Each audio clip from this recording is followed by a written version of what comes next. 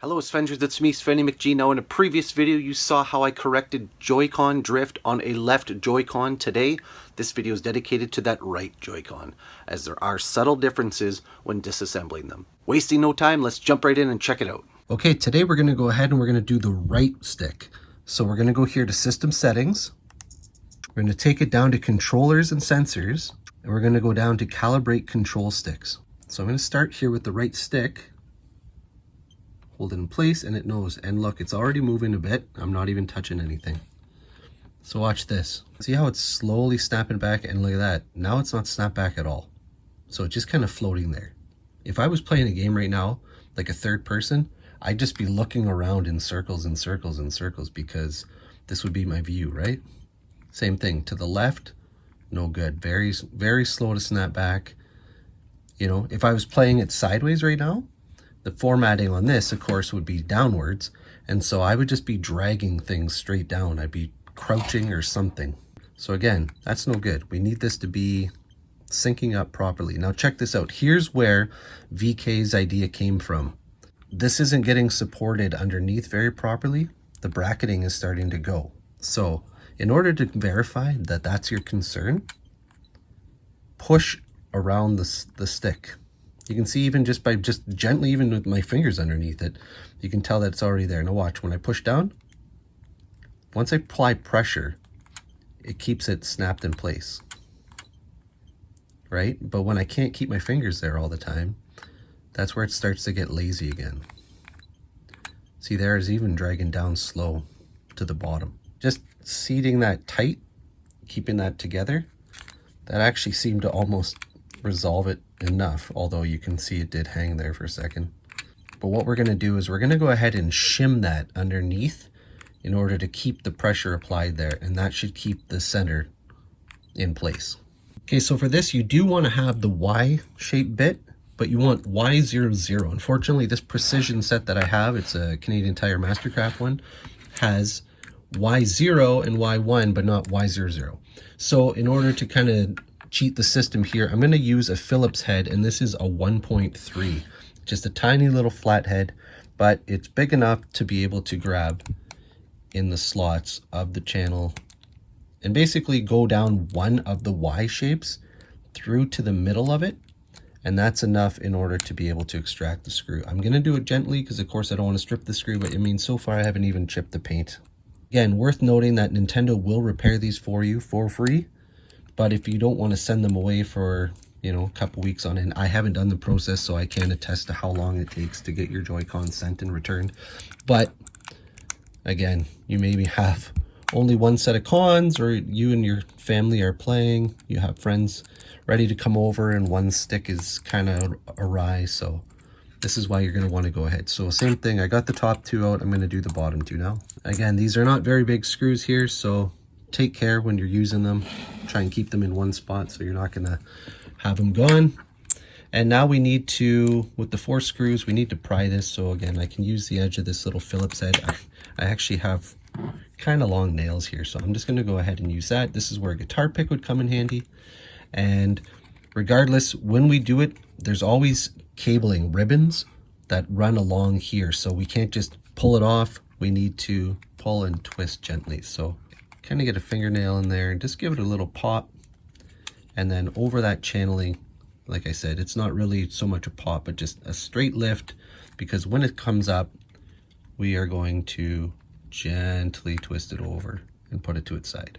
Same thing, a spudger would be nice here. I'm just going to use this screwdriver to get this out, but here is the battery, and usually I find they are taped underneath, double-sided tape, so you kind of got to pop it up a little bit in order to get it out. You hear that? It kind of made a little type of sound. In order to get this out, I'm finding that I'm going to have to move this little, I'm not sure if this is the wireless or perhaps the NFC, but I'm going to move that out of the way so I can get under at that battery. Okay, and again, it's really sticking on there, but it is just double-sided tape. You can see the sheen of it there and up here. So the battery's to the side. I've got this wireless guy over to the side. I've got my ribbons still intact here. Okay, and in the middle here, this is where our stick is, right? So we're going to go ahead, I'm going to use, this is a Phillips 00. Looks like I've got 1, 2, 3 Phillips heads to remove to lift this tray. So I've got one of these little brass guys here at the bottom, and another one, and my third.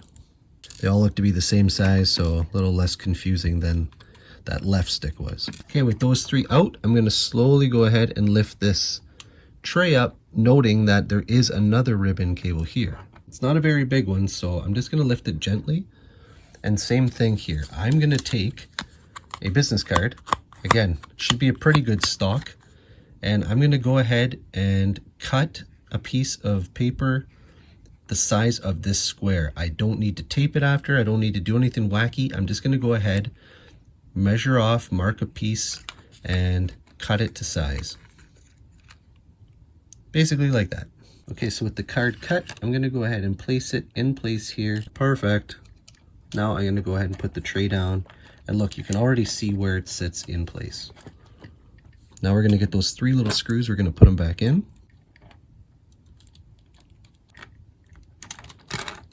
One, 2, and my third one goes up top. 1, 2, 3.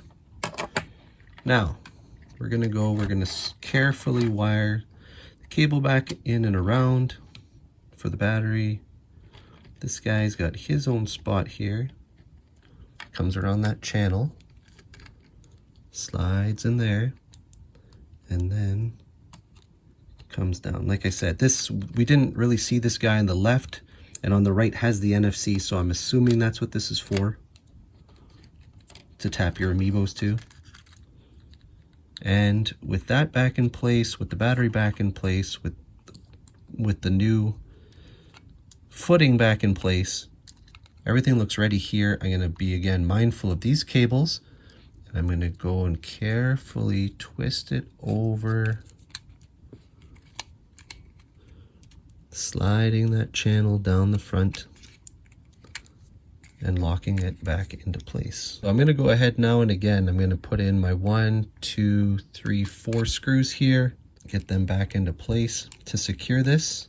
Okay, with all 4 of these back, let's go ahead and check it out. We're going to go ahead here. Good.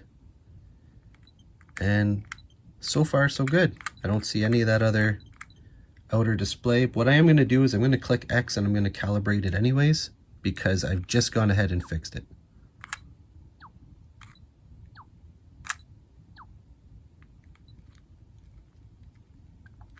Calibration complete. So again, let's try it out.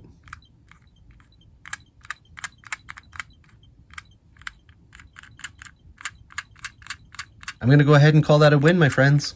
I'm not seeing any of that drift. Looks like, again, just securing that, putting a pressure underneath it, keeps things locked into place.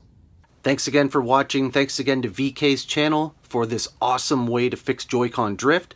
As shown, it worked for both my left and my right Joy-Cons, so please, if you haven't yet, go back and watch that left video as well. If you need any assistance on updating your controllers, I have a video for that as well. If you found these videos helpful, please consider liking and subscribing, as it always helps grow my channel. And until I see you guys again soon, please take care and be good to each other. Bye now.